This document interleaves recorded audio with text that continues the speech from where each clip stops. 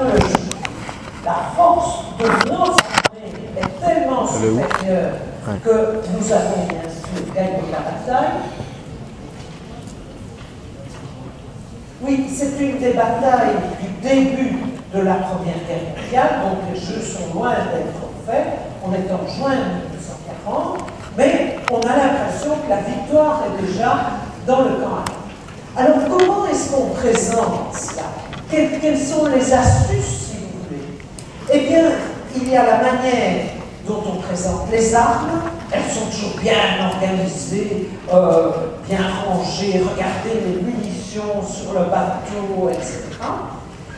La musique intervient aussi, c'est une musique martiale, ça ne donne pas du tout l'idée du printemps et des petits oiseaux, hein. C'est la victoire qui nous attend, etc. Beaucoup d'interventions avec des coups d'armes qui donnent une impression fécule. Et dans le fond, l'ennemi, comment est-ce qu'il est représenté là-dedans? Qu'est-ce qu'il y a de l'ennemi? Eh bien, il y a l'ennemi vaincu, hein? L'ennemi vaincu, le bateau qui tangue, qui s'enfonce, etc.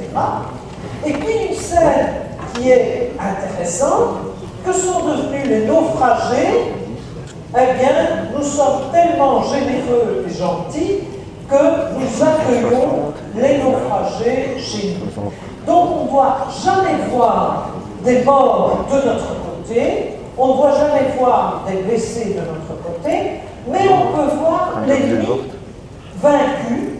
Et vous voyez là un pauvre type qui est occupé à trembler de froid, de peur, mais on le rassure, on est gentil avec lui, on le met sur le bateau, etc.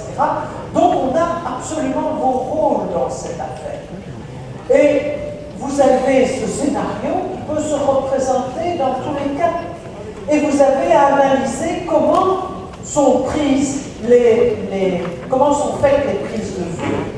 Et pour ça, je vous demanderai de bien regarder à la fin de votre syllabus, vous avez une nomenclature des mouvements de caméra qui sont significatifs. Vous pouvez avoir une caméra qui procède à ce qu'on appelle l'ocularisation, c'est-à-dire la caméra se met à la place de l'œil du personnage. Attends, je vais essayer. Dans ce cas-là, vous identifiez l'ocularisation. D'autre part, vous pouvez avoir beau gosse, hein. Des travelling avant ou arrière. Vous pouvez avoir un gros plan ou au contraire la caméra qui s'écarte et qui vous fait découvrir tout en paysage. T'as vu, je te fais un travail pratique en même temps, Céline. Faire un lien entre deux événements. Vous avez les zooms, évidemment, qui sont descriptifs. Vous pouvez avoir un grand angle qui va mettre un détail en valeur. Par exemple, ici, c'était les munitions. Hein, on fait un zoom sur les munitions. Et puis, vous avez le type de raccord aussi qui va jouer. Vous avez, par exemple, des raccords coupés entre une scène et une autre, mais vous avez parfois des raccords qui sont des raccords du fondu au noir ou du fondu à l'image, qui donnent des impressions très différentes et qui peuvent être analysées dans tout ça.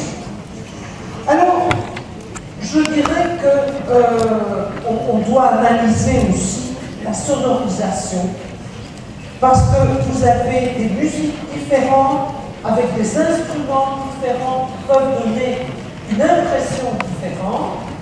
Vous avez par exemple un accordéon, ça vous donne une ambiance populaire, de bal, etc. Vous avez du clavecin, ça vous donne une impression de chic de la cour du roi ou des choses comme ça. Chaque instrument a sa symbolique et on doit étudier aussi quel a été le bruitage. Ici, nous avions les bruits d'armes, nous avions une musique qui était une musique militaire, mais les silences aussi doivent être analysés comme l'arrêt sur l'image, comme l'utilisation de carton ou comme un montage Souvenez-vous, dans le film qu'on a vu il y a déjà bien longtemps, Vaincre la guerre, qu'est-ce